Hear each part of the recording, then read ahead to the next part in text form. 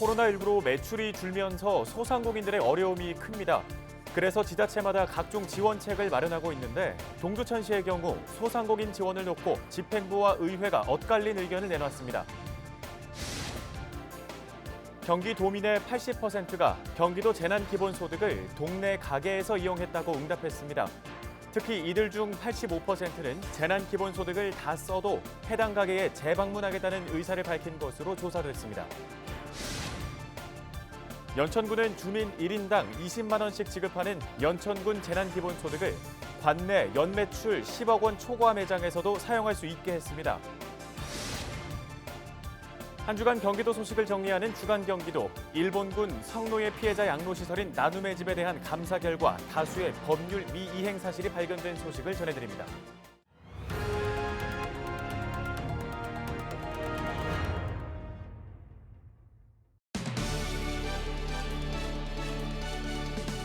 시청자 여러분 안녕하십니까?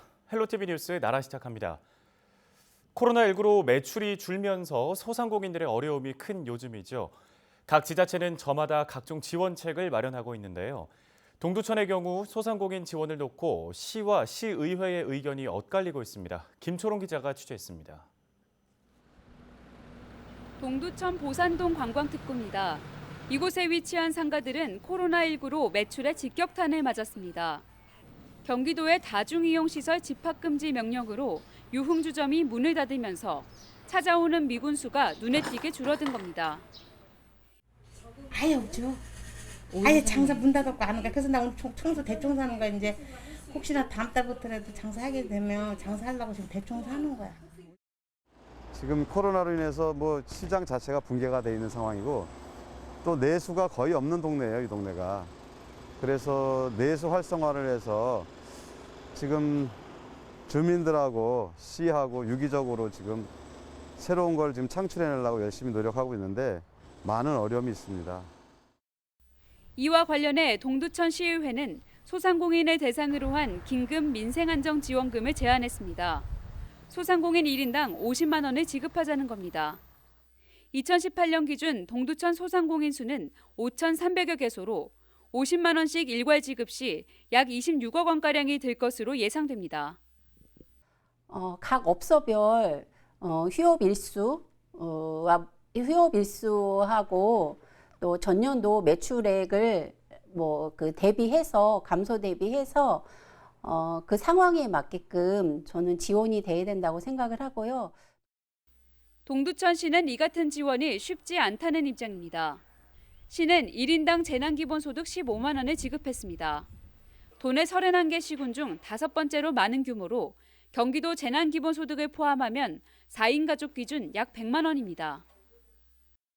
우리가 100만 원이라는 돈을 줘가지고 그것을 소비를 함으로써 소상공인에게 매출을 늘려주는 데 목적이 있어요.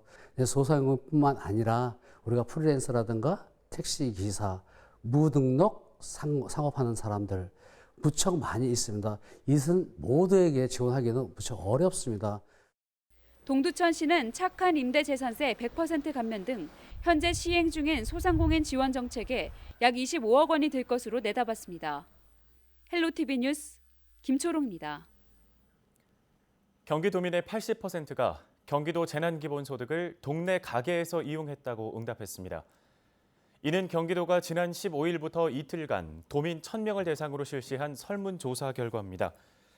조사 결과 경기도 재난기본소득 사용자들의 80%가 동네 가게를 이용했다고 답했고 전통시장을 이용했다고 응답한 사람은 34%로 집계됐습니다. 특히 동네 가게를 이용했다는 사람들의 85%가 재난기본소득을 다 써도 해당 가게에 재방문하겠다는 의사를 밝힌 것으로 파악됐습니다. 경기도는 이 같은 설문조사 결과를 근거로 경기도의 재난기본소득이 코로나19 기간 중 자영업자 매출 증대 효과뿐 아니라 골목 상권 활성화에도 효과가 있음을 보여준다고 밝혔습니다.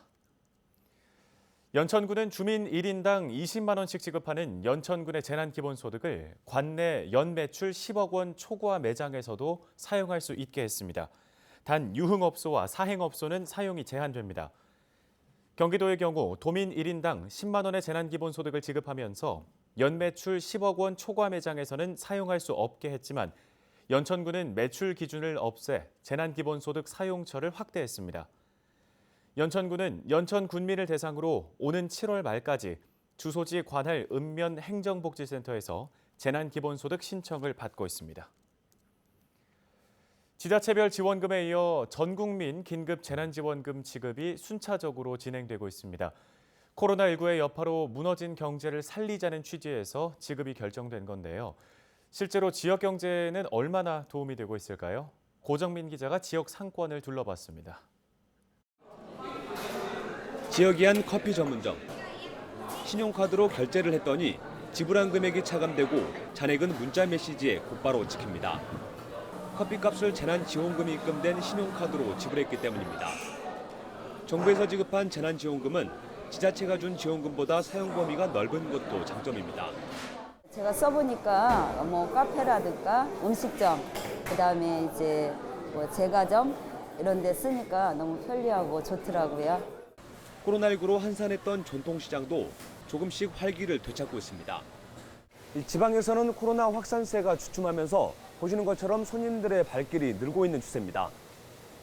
지불수단은 주로 지자체에서 재난지원금으로 지급한 지역화폐. 상인들은 지역화폐를 받는 경우가 평소보다 2배 정도 늘었다고 말합니다. 그냥 옛날보다 횟수도 많이 들었고 그것도 코로나19 카드 그것도 많이 가져오시고 그러더라고요. 10장 들었다 하면 지금 한 20장 정도 이 정도. 지난 11일부터 닷새 동안 집계된 정부의 재난지원금 신청 규모는 모두 997만여 가구. 경기도가 259만 가구로 가장 많았고 서울과 부산, 인천, 경남이 뒤를 이었습니다. 재난지원금 신청 금액은 6조 6,700억 원 정도. 일부 온라인 신청자에겐 이미 지급이 시작되면서 빠른 속도로 지역 상권에 돈이 돌고 있습니다. 여기에 지자체가 지급한 재난지원금도 침체된 지역 경제에 활력을 불어넣고 있습니다. 실제로 한 지자체에선 지난 3주 동안 재난지원금 지급액의 58%인 30억 원이 이미 사용된 것으로 나타났습니다. 한 52억 중에서 한 30억 정도는 환전이 돼서 어려움을 겪고 계시는 소상공인들하고 재래시장 상인들에게 경제적인 도움을 드릴 수 있을 것으로 기대를 하고 있습니다. 다만 정부의 재난지원금은 사용처를 놓고 형평성 문제가 불거지고 있습니다. 노래연습장은 유흥업소가 아닌 근린생활시설인데도 다중이용시설에 포함돼 대상에서 제외됐습니다. 반면 편의점은 대기업 계열인데도 사용처에 포함되면서 지역 상권을 살리자는 취지에 어긋난다는 지적도 나오고 있습니다. 헬로티비 뉴스 고정민입니다. 이어서 한 주간의 경기도 소식을 정리해드리는 주간 경기도 시간입니다. 일본군 성노예 피해자 양로시설인 나눔의 집에 대한 경기도의 감사 결과 다수의 법률 미이행 사실이 발견됐습니다. 또 판매원들에게 강제로 물품 구매 계약을 체결해 수십억 원의 부당이득을 챙긴 다단계 업체가 경기도 특별사법경찰단에 무더기로 적발되기도 했는데요. 한 주간 경기도에서 있었던 소식 김호 기자가 정리했습니다. 일본군 성노예 피해자 양로시설인 나눔의 집에 대한 경기도 감사 결과 여러 건의 법률 미이행 사실이 발견됐습니다. 나눔의 집은 지난 2014년부터 6년간 13건의 계약을 진행하면서 국가 종합 전자 조달 시스템인 나라장터를 이용하지 않았습니다. 대신 나눔의 집 홈페이지를 통해 입찰 공고를 한 후 계약을 진행해 지방계약법을 위반한 것으로 드러났습니다. 또 해당 면허를 소지하지 않은 업체가 입찰했는데도 부적격 처리하지 않았으며 수의 계약을 할 수 없는 공사나 용역에 특정 업체와 다수의 수의 계약을 체결한 것으로 조사됐습니다. 이 밖에 출근 내역이 없는 직원에게 5,300만 원의 급여를 후원금으로 지급했으며 대표이사가 납부해야 할 건강보험료 735만 원을 역시 후원금으로 지출했습니다. 강제로 물건을 사게 해 수십억 원의 매출을 올린 불법 다단계 업체들이 경찰에 적발됐습니다. 경기도 특별사법경찰단은 속옷이나 화장품을 판매하겠다고 신고하고 판매원을 모집해 44억 원의 건강보조식품을 판매한 업체를 적발했습니다.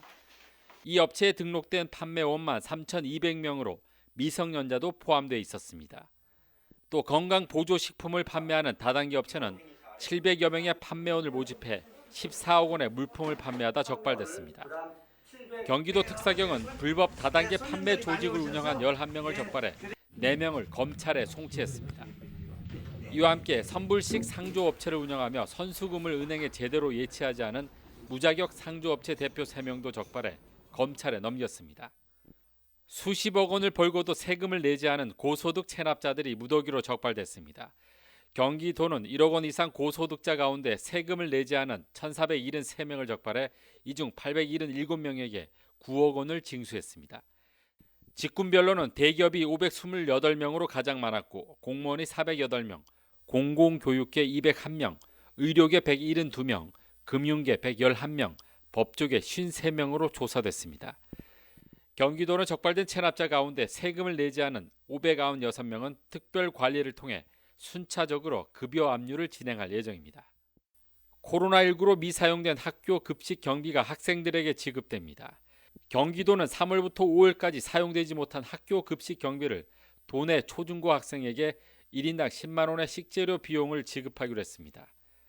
지원금은 학교 급식 운영 체제 유지와 학부모의 선택권 보장을 위해 5만 원 상당의 식재료 꾸러미와 상품권 5만 원으로 지급됩니다. 지원 규모는 1,700억 원이며 초중고 학생 169만여 명이 대상입니다. 헬로티비 뉴스 김호입니다.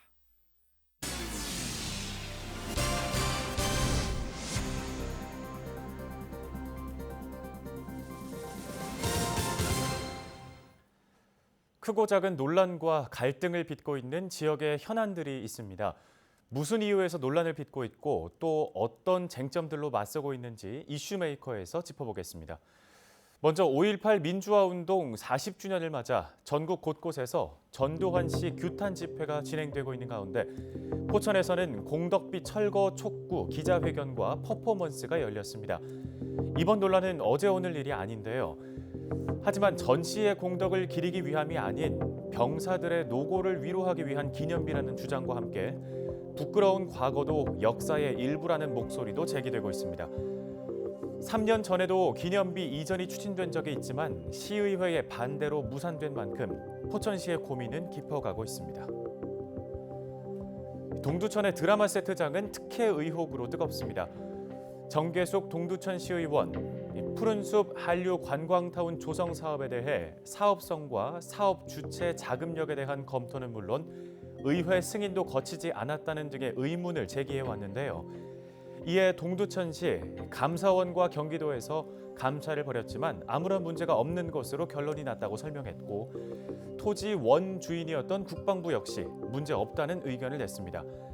12년을 끌어온 사업인 만큼 시와 시의회 간에 보다 많은 소통이 필요해 보입니다. 의정부 시립합창단과 소년소녀합창단이 정상화 절차를 밟고 있습니다. 지난해 10월 두 예술단은 추문으로 내홍을 겪으면서 정기 공연이 취소되는 등의 파행 운영돼 왔는데요. 최근 의정부시는 새 지휘자를 위촉하면서 두 예술단의 정상 운영 지원을 약속했습니다. 하지만 운영권 이관 문제로 견해차가 발생해 정상화에는 시간이 더 필요해 보입니다. 여러 어려움 속에서도 연습에 매진하고 있는 단원들이 어서 무대에 설 날을 기대하겠습니다. 지금까지 이슈메이커들 만나봤습니다. 경기 북부지방경찰청은 성착취물을 제작하고 유포한 디지털 성범죄자 74명을 검거했습니다. 인터넷 메신저인 디스코드를 수사해온 경기 북부청은 아동 청소년 성보호에 관한 법률 위반 혐의로 4명을 구속하고 나머지 70명을 같은 혐의로 불구속 입건했습니다. 특히 피의자 가운데 10대가 52명으로 대다수를 차지했으며 20대 15명, 30대 4명 등으로 나타났습니다.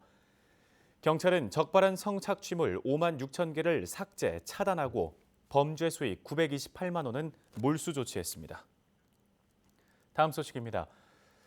포천의 한 어린이 보호구역에서 어린이를 다치게 한 40대 운전자 A씨가 일명 민식이법 위반 혐의로 입건됐습니다. 경기 북부지방경찰청은 지난 3월 27일 스쿨존에서 A씨가 몰던 차량이 어린이를 치어 어린이가 전치 6주의 진단을 받았다고 밝혔습니다. 당시 차량 속도는 시속 39km로 확인됐는데요. A씨 사건은 전국에서 발생한 민식이법 1호로 확인됐으며 경찰은 A씨를 기소 의견으로 검찰에 송치했습니다. 헬로티비 뉴스는 언제나 지역 주민 여러분 곁에 있겠습니다. 함께해 주신 여러분 고맙습니다.